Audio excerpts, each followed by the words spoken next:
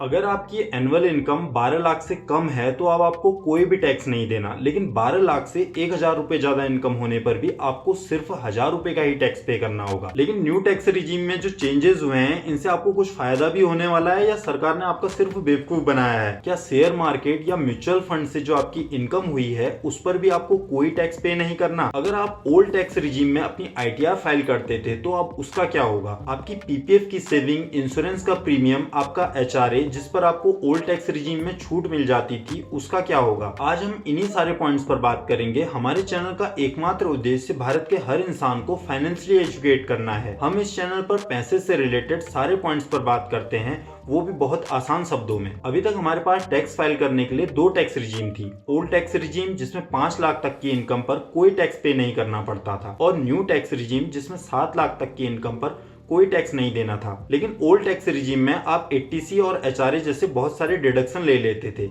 और new tax regime में आपको कोई भी ऐसा ऑप्शन नहीं मिलता था। लेकिन अब सरकार ने न्यू टैक्स रिजीम में कुछ चेंज किए हैं जिनके कारण आपको 12 लाख तक की इनकम पर 0 टैक्स देना है, और अगर आपकी सैलरीड इनकम है तब तो आपको 75,000 रुपए का स्टैंडर्ड डिडक्शन भी मिल जाएगा, जिसके बाद आपको 12,75,000 रुपए में 0 टैक्स देना है। पहले ये लिमिट 7 लाख थी जिसे बढ़ाकर 12 लाख कर दिया गया है। अपडेटेड न्यू टैक्स रिजीम में अब 6 की जगह 7 टैक्स स्लैब बनाई गई है। पहले हमारे पास 2 टैक्स रिजीम थी, ओल्ड टैक्स रिजीम और new tax regime. Old tax regime में हमें 2.5 लाख रुपए तक कोई टैक्स पे नहीं करना पड़ता था, और 2.5 लाख से 5 लाख रुपए तक हमें 5% टैक्स पे करना पड़ता था। 5 लाख रुपए से 10 लाख रुपए तक की इनकम पर हमें 20% टैक्स पे करना पड़ता था, और जिसकी इनकम 10 लाख रुपए से ज्यादा है उसको 30% टैक्स पे करना पड़ता था। उसके बाद सरकार लेके I knew tax regime. New tax regime में हमें 3 लाख रुपए तक 0 टैक्स पे करना पड़ता था, और 3 लाख से 7 लाख तक 5%, 7 लाख से 10 लाख तक 10%, 10 लाख से 12 लाख तक 15%, और 12 लाख से 15 लाख तक 20%। जिसकी इनकम 15 लाख से ज्यादा होती थी उसको 30% टैक्स पे करना पड़ता था।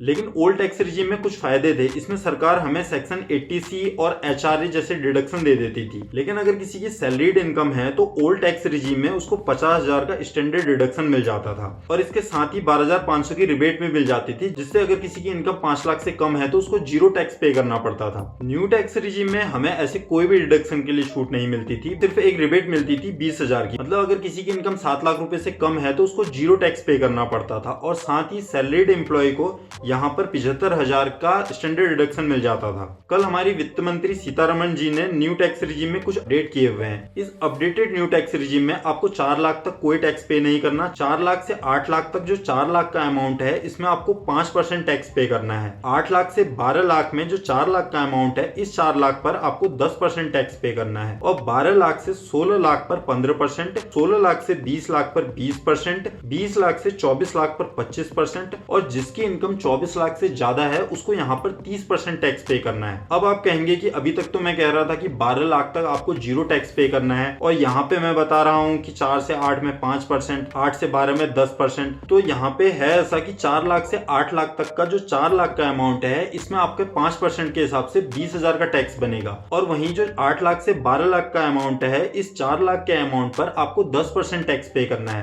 तो 5% के हिसाब से ये अमाउंट 20,000 बनेगा, और 10% के हिसाब से ये अमाउंट 40,000 बन जाएगा। तो कुल मिला के आपको 60,000 का अमाउंट टैक्स में पे करना है। लेकिन सरकार आपको यहाँ पर रिबेट दे देती है 60,000 रुपए की, जिससे यहाँ पर आपकी अगर 12 लाख तक इनकम है तो आपको 60,000 तक की रिबेट सरकार दे देगी, जिससे आपको 0 टैक्स पे करना पड़ेगा।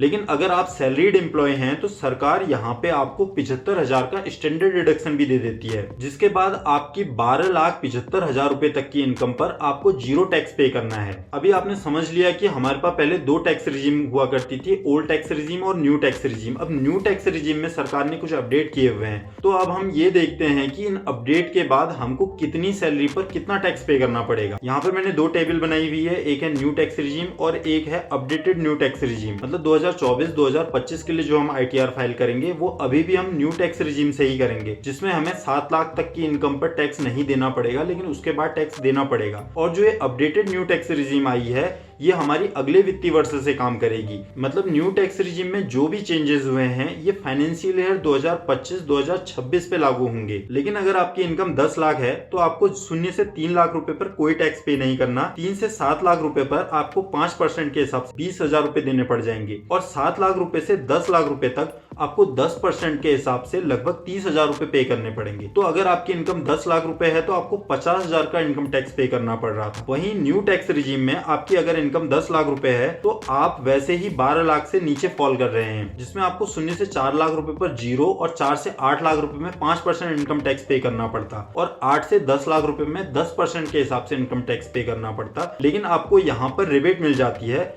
इस रिबेट की वजह से आपकी 12 लाख रुपए से नीचे की सारी इनकम टैक्स फ्री हो जाएगी। अब दूसरा एग्जांपल देखते हैं। अगर आपकी इनकम 12 लाख रुपए है, अगर आपकी इनकम 12 लाख रुपए है तो इसको देखते हैं कि अभी तक आप इसको कैसे पे करते हैं और अगले वित्तीय वर्ष में आपको 12 लाख रुपए में कितना टैक्स पे करना पड़ता। 12 लाख रुपए इनकम होने पर 3 लाख तक आपको कोई टैक्स पे नहीं करना पड़ता। 3 लाख रुपए से 7 लाख रुपए पर आपको 5% के हिसाब से 20,000 रुपए देने पड़ जाएंगे। वहीं 7 लाख से 10 लाख रुपए पर आपको 10% के हिसाब से 30,000 रुपए पे करने पड़ेंगे। वहीं 10 लाख रुपए से 12 लाख रुपए पर आपको 15% के हिसाब से 30,000 रुपए पे करने पड़ेंगे। तो 12 लाख रुपए इनकम होने पर आपको टोटल 80,000 रुपए का टैक्स पे करना पड़ेगा। वहीं इन अपडेटेड नियम के बाद अगले फाइनेंशियल ईयर में अगर आपकी 12 लाख रुपए की इनकम है तो आपको जो ये टैक्स बनेगा वो आपका रिबेट के अंदर आ जाएगा।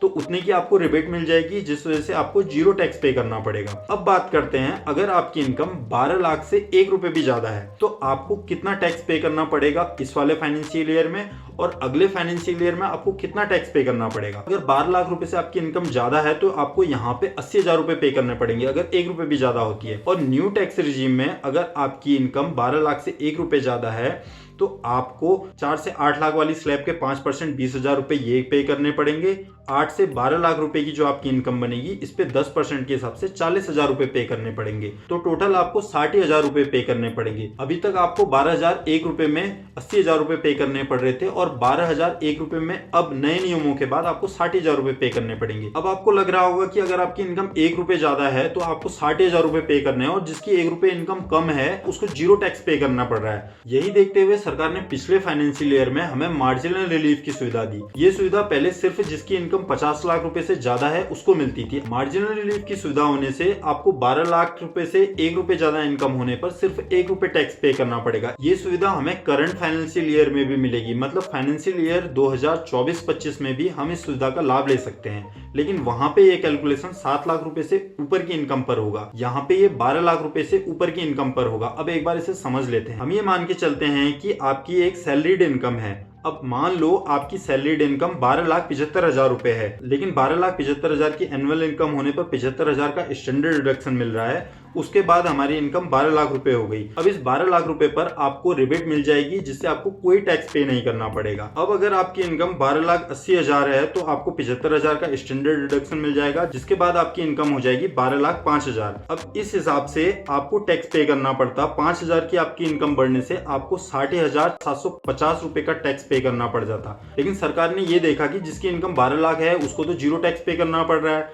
आपकी इनकम 5,000 रुपए ज्यादा हुई तो आपको 60,000 टैक्स क्यों पे करना पड़ेगा। तो यहाँ पे मार्जिनल रिलीफ काम करती है। तो सरकार आपको यहाँ पर 55,750 रुपए का मार्जिनल रिलीफ दे देगी। तो आपको सिर्फ और सिर्फ 5,000 रुपए का टैक्स पे करना पड़ेगा। मतलब 12 लाख रुपए से आपका जितनी भी इनकम ऊपर बढ़ी आपको सिर्फ उतने का टैक्स पे करना पड़ेगा। अब ऐसे ही आपकी इनकम अगर 13 लाख है तो आपको स्टैंडर्ड डिडक्शन मिल गया 75,000 का, जिसके बाद आपकी टैक्सेबल इनकम 12,25,000 रुपए बनी। इस पर आपको 63,750 रुपए का टैक्स पे करना पड़ता। लेकिन सरकार ने आपको यहाँ पर 38,750 रुपए का मार्जिनल रिलीफ दे दिया, जिससे आपको सिर्फ 25,000 रुपए का टैक्स पे करना पड़ा। क्योंकि आपकी इनकम सिर्फ 12 लाख रुपए से 25,000 रुपए बढ़ी तो आपको सिर्फ 25,000 रुपए का टैक्स पे करना है। लेकिन ये मार्जिनल रिलीफ आपको हमेशा नहीं मिलेगा। अब आप यहाँ पर देखिए, अगर आपकी 13,45,588 रुपए की एनुअल इनकम बनती है तो आपकी टैक्सेबल इनकम हुई 12,70,588 रुपए, 75,000 का आपको स्टैंडर्ड डिडक्शन मिल गया। तो आपकी टैक्स लायबिलिटी बनी 70,588 रुपए की। अब यहाँ पर आपके 12 लाख रुपए में से आपकी इनकम कितनी ज्यादा थी, 70,588 रुपए थी, और आपका टैक्स लायबिलिटी भी 70,588 रुपए ही बन रही थी। तो आपको यहाँ पर कोई मार्जिनल रिलीफ नहीं मिलेगा और आपको पूरा 70,588 रुपए पे करना पड़ेगा।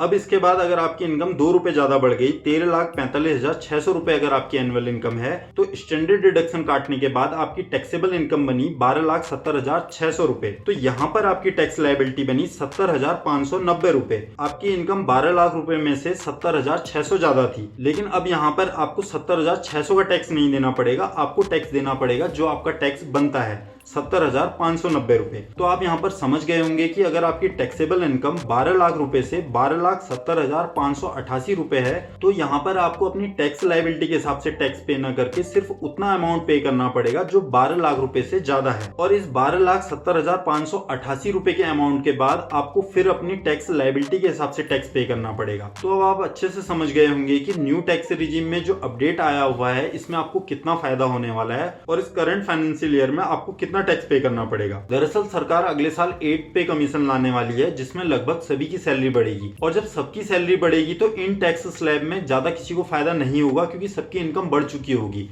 तो आपको सरकार के इस डिसीजन से सिर्फ एक वित्तीय वर्ष में ही फायदा होगा, क्योंकि अगले फाइनेंशियल ईयर में तो हमारी सैलरी वैसे ही बढ़ जाएगी, जिससे आपकी इनकम इन टैक्स स्लैब से वैसे ही ऊपर चले गई होगी। तो सरकार ने एक डिसीजन जो लिया है, इससे हमें इस फाइनेंशियल ईयर में तो बेशक फायदा होने वाला है, लेकिन अगर सरकार ने अगले वित्तीय वर्ष में इन स्लैब के ऊपर कुछ चेंजेस नहीं किया तो आपको फिर दोबारा से ज्यादा टैक्स पे करना पड़ रहा होगा। लेकिन शेयर मार्केट की इनकम पर ये टैक्स रेट एप्लीकेबल नहीं होगा। वहां पर अभी भी आपको 1,25,000 से ज्यादा के LTCG पर 12.5% के इंटरेस्ट रेट से और STCG पर 20% के इंटरेस्ट रेट से टैक्स देना पड़ेगा। पहले अगर आप किसी वजह से अपनी ITR फाइल नहीं कर पाते थे तो गवर्नमेंट आपको 2 साल का टाइम देती थी अपनी ITR फाइल करने के लिए, लेकिन अब इस 2 साल को बढ़ाकर 4 साल कर दिया गया है। कुल मिलाकर न्यू टैक्स रिजीम में अब ज्यादा फायदा होने वाला है, जिस कारण ओल्ड टैक्स रिजीम धीरे धीरे खत्म हो जाएगी। सरकार भी चाहती है कि लोग ओल्ड टैक्स रिजीम को छोड़कर न्यू टैक्स रिजीम को अपना लें।